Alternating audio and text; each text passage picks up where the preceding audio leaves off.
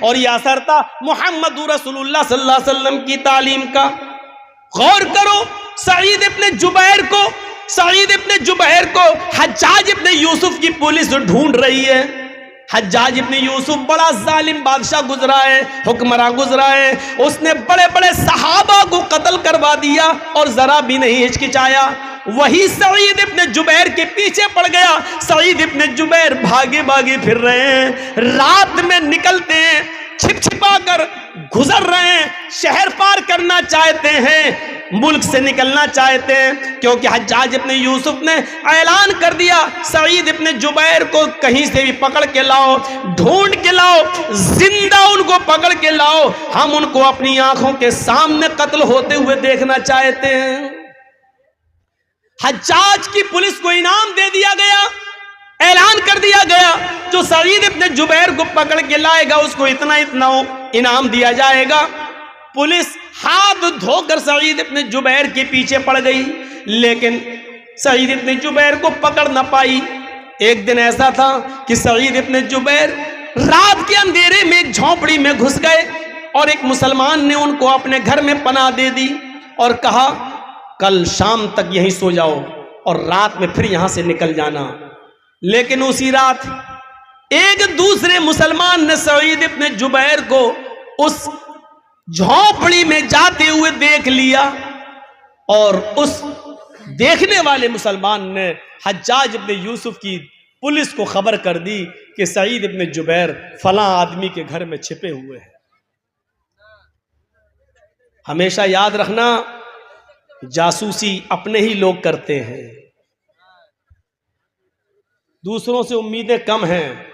ہمارے اتر پردیش میں جب لاک ڈاؤن لگا تھا اور مسجدوں میں نماز پڑھنے کی پابندی ہو گئی تھی تو یہ ہوا تھا کہ صرف 5 آدمی نماز پڑھ لیں، ایک امام، ایک مؤذن اور 3 آدمی بس۔ تو ہر آدمی یہ چاہتا تھا کہ ہم گھس جائیں، وہ چاہتا تھا ہم گھس جائیں، لیکن ہم لوگ مجبور تھے کہ 5 سے زیادہ نہ لیں کیونکہ مسجد کے ذمہ دار پکڑے جائیں گے۔ تو جو پہلے آ جاتا تھا وہ پڑھ لیتا تھا، لیکن جو بعد میں آ رہا ضد کر رہا نہیں ہم بھی جائیں گے، اس کو منع کر دیا نہیں، وہی جاسوسی کرتا، پولیس کو فون کر کے سنو فلاں مسجد میں اتنے نماز پڑھ رہے ہیں، اور پولیس آتی تھی اور در پکڑ ہوتی تھی، 10 ہزار 20 ہزار روپے لیے گئے ایک آدمی سے۔ لاک ڈاؤن میں پولیس نے خوب حرام کی ہڈیاں کمائی ہیں۔ تو اپنے ہی لوگ جاسوسی کرتے ہیں، اپنے لوگ۔ سعید ابن جبیر کی جاسوسی بھی اپنے ہی لوگوں نے کی، اور حجاج ابن یوسف کی پولیس رات میں پہنچی اور اس گھر پہ چھاپا مارا، سعید ابن جبیر پکڑ لیے گئے۔ میں جو بتانا چاہتا ہوں وہ سنیے۔ سعید ابن جبیر پکڑ لیے گئے۔ سعید ابن جبیر کو حجاج کے سامنے لے جانے کی تیاری ہونے لگی، لیکن راستہ کافی دور ہے۔ گھوڑے پر اگر لے کے جایا جائے تو کم سے کم ہفتہ 10 دن لگے گا، اتنی دور نکل چکے تھے سعید ابن جبیر حجاج کی پکڑ سے۔ اب ان کو لے جانے کی تیاری ہوئی، ایک دن چلے، ایک دن رات چلے، پھر دوسرا دن چلے، پھر دوسری رات چلے، لیکن جہاں نماز کا وقت ہوتا تھا وہاں نماز پڑھتے تھے۔ لیکن انہوں نے سوچا کہ اب میری موت کا وقت قریب ہے، اس لیے وہ روزہ بھی رکھنا شروع کر دیے۔ دن میں روزہ رکھ رہے تھے اور جہاں پولیس والے تھک جاتے تھے اور آرام کرنے لگتے تھے، سعید ابن جبیر وہیں پر نوافل کا اہتمام کرتے تھے۔ موت انہوں نے اپنی آنکھوں سے قریب دیکھ لی تو مزید اللہ کی عبادت کرنے لگے، لیکن سعید ابن جبیر کے مریدین اتنے تھے، ان کو چاہنے والے اتنے تھے کہ جس گاؤں سے یہ گزرتے لوگ ان کو کھانا کھلاتے، ان کو پانی پلاتے، ان کی عزت کرتے۔ لیکن سب کو اس بات کا احساس تھا کہ سعید ابن جبیر اب قتل کر دیے جائیں گے۔ 3-4 دن سفر میں چلتے چلتے ہو گیا۔ پولیس والے، جو 2 پولیس والے ان کو پکڑے ہوئے تھے اور ہاتھ میں ہتھکڑی ڈال رکھی تھی، ان پولیس والوں کو سعید ابن جبیر کا اخلاق بہت پسند آیا۔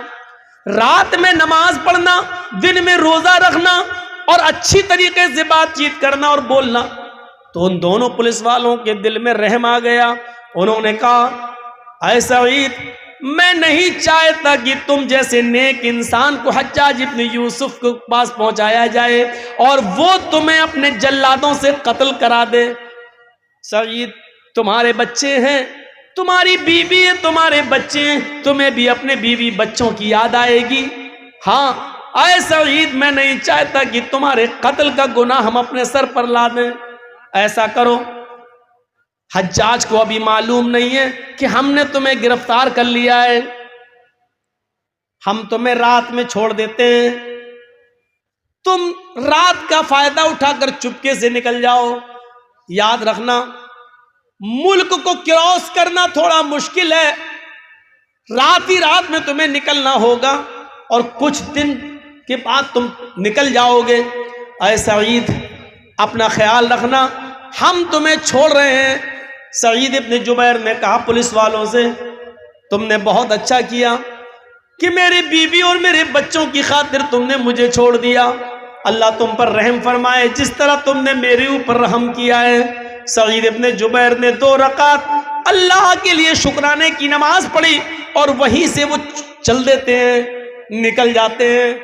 یہ پولیس والوں کو دعا دے کر نکل جاتے ہیں، لیکن ابھی 1 میل ہی گئے ہوں گے، 1 یا 2 میل دور گئے ہوں گے، ان کو کچھ خیال آیا، ان کے ذہن میں کوئی بات آئی۔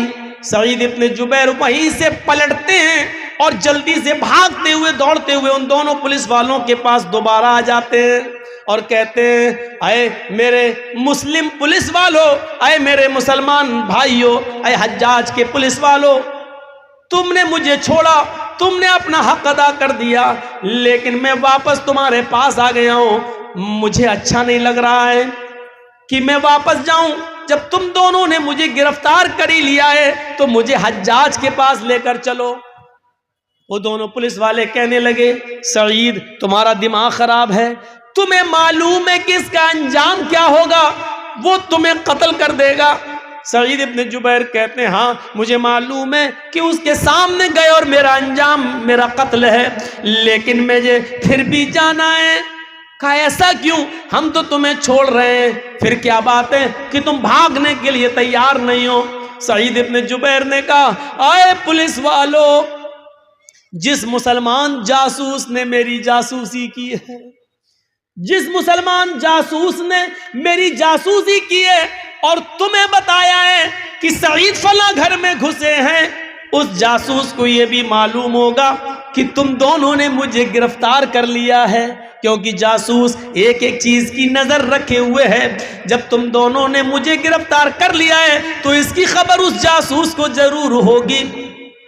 تم مجھے چھوڑ رہے ہو تو جاسوس کو اس بات کی بھی خبر ہوگی کہ تم مجھے چھوڑ رہے ہو، اور جب حجاج کے سامنے تم جا کر یہ کہو گے کہ مجھے سعید ابن جبیر نہیں ملے، لیکن اگر اس جاسوس نے یہ کہہ دیا مل گئے تھے، میری آنکھوں کے سامنے ان کو پکڑا بھی تھا لیکن بعد میں چھوڑ دیا، تو پھر حجاج ابن یوسف جیسا ظالم آدمی یہ سن لے گا اور جان لے گا کہ تم دونوں نے مجھے گرفتار کر کے چھوڑ دیا ہے، تو پھر وہ تم دونوں کی گردن اڑا دے گا۔ سعید ابن جبیر نے یہ سیکھا ہی نہیں ہے کہ ہم اپنی جان بچانے کے لیے تم دونوں کی جان کو مصیبت میں ڈال دیں، تم دونوں کی جان کو خطرے میں ڈال دیں۔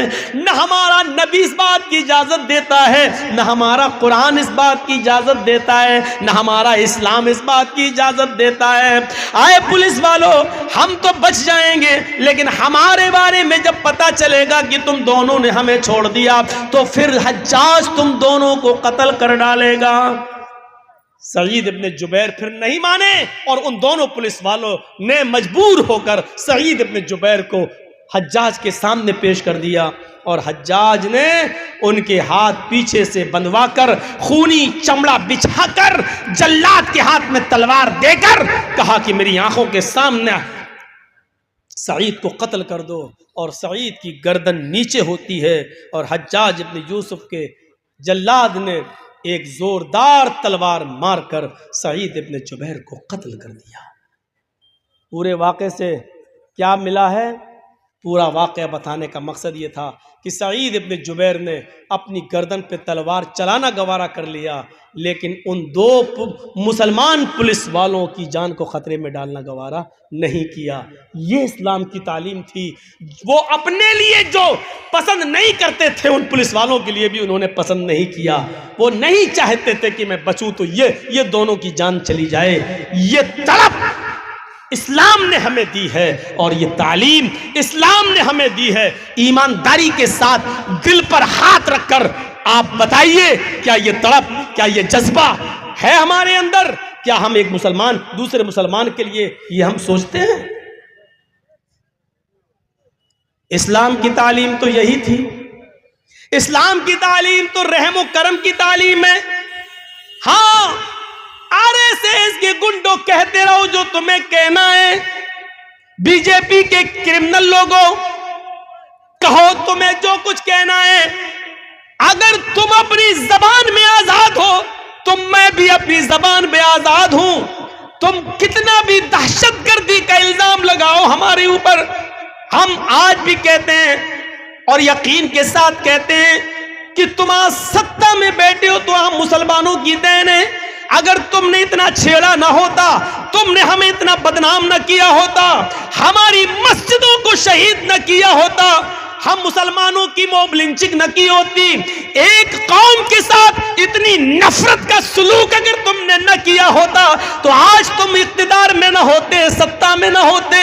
رام کا نام لے کر جس کرسی پر تم بیٹھے ہو، آج رام چندر جی کی آتما بھی تمہیں کوس رہی ہوگی، آج تمہیں گالیاں دے رہی ہوگی، آج تمہیں برا بھلا کہہ رہی ہوگی کہ آئے کم بخت ہو، آئے نالائق ہو، مجھے کیوں رسوا کر رہے ہو؟ میں نے کب مسلمانوں کے خلاف نفرت بھرے جملے کہنے کی اجازت تمہیں دی؟ کب ہم نے ہمارا نام لے کر موب لنچنگ کی تمہیں پرمیشن دی ہے؟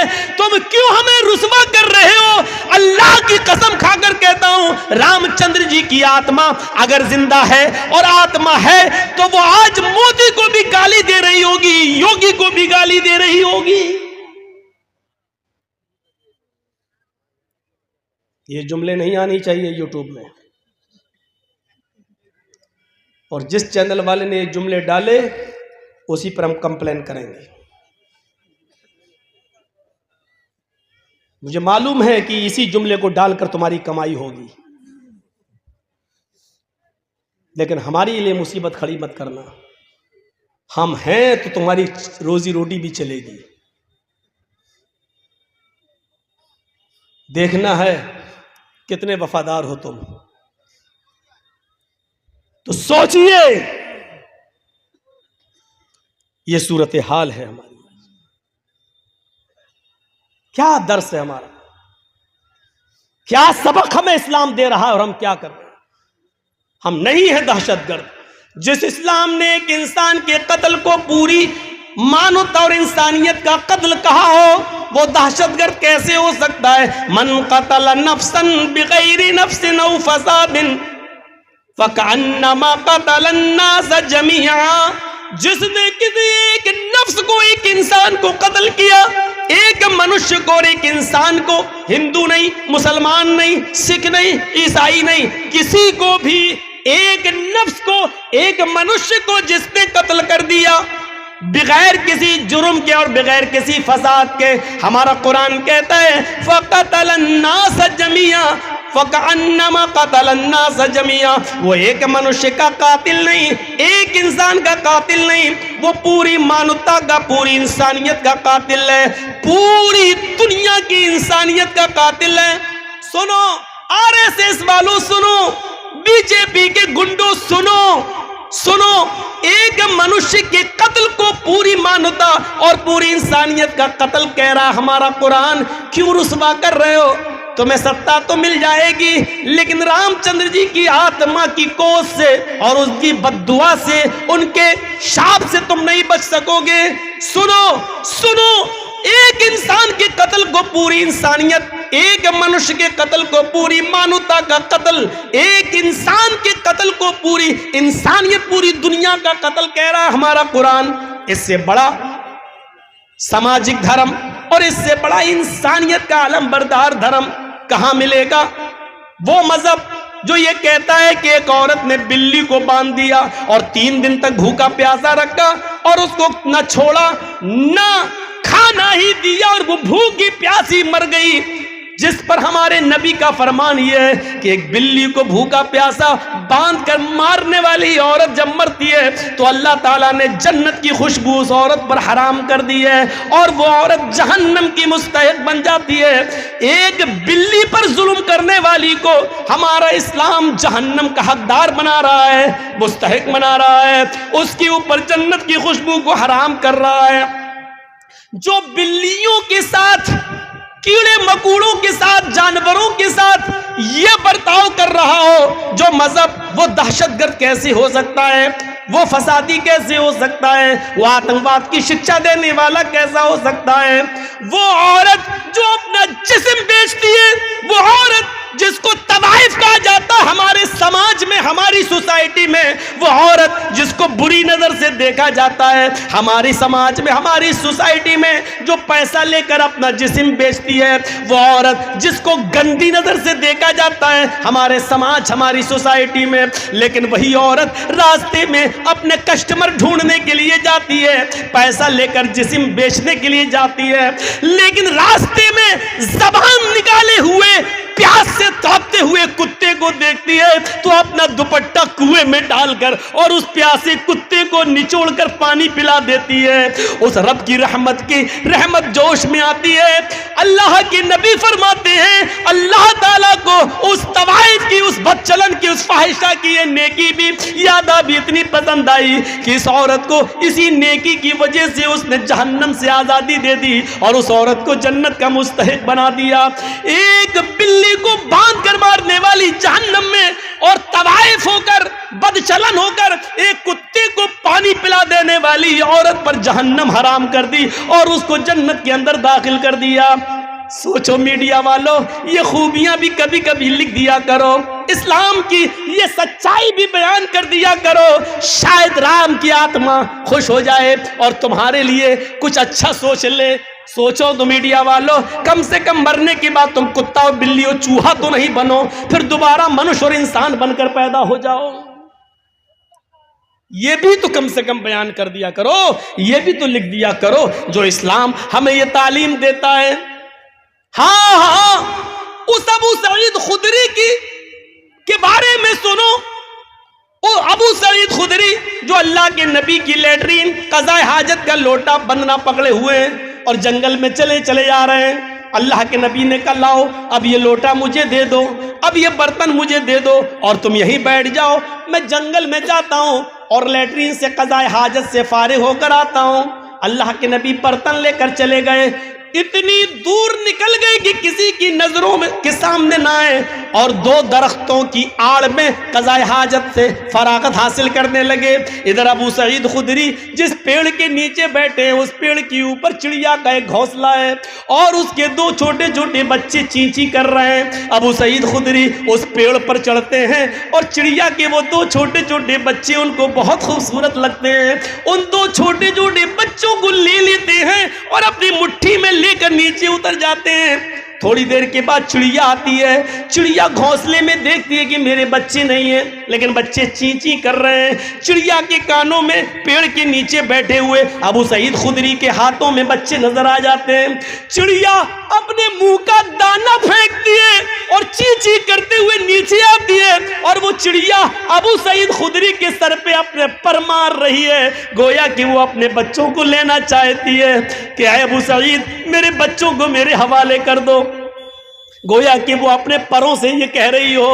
ادھر سے اللہ کے رسول لیٹرین سے فارغ ہو کے آ رہے ہیں، دیکھتے ہیں کہ چڑیا اپنا پر مار رہی ہے اور اپنے بچے لینا چاہتی ہے اور ادھر ابو سعید خدری ان بچوں کو چھوڑنے کے لیے تیار نہیں ہے۔ یہ منظر دیکھ کر رحمت للعالمین کی آنکھوں میں آنسو آ جاتے ہیں اور کہتے ہیں ابو سعید اس چڑیا کی داستان تم نہیں سمجھ رہے ہو، یہ چڑیا تمہارے سر کے اوپر اڑ کر گردش کر رہی ہے، طواف کر رہی ہے، پر مار رہی ہے، یہ تم سے اپنے بچے مانگ رہی ہے۔ جس طرح ہمیں اپنے بچوں سے پیار ہوتا ہے، ہمیں اپنے بچوں سے محبت ہوتی ہے، ان پرندوں کو بھی اپنے بچوں سے محبت ہوتی ہے۔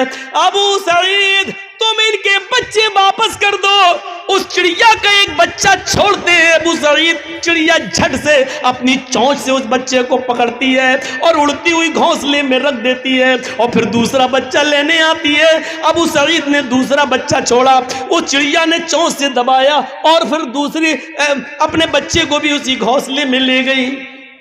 ابو سعید خدری کا بیان ہے، چند دنوں کے بعد میں نے سوچا کہ چلیں اسی جگہ پہ چلیں، کچھ دانا لے کر، چڑیا جو کھاتی ہے وہ دانا لے کر چلیں اور گھونسلے میں ڈال دیں۔ لیکن 2-3 دن کے بعد جب ابو سعید خدری اپنے پاس سے کچھ دانا لے کر چڑیا کے کھانے کی غذا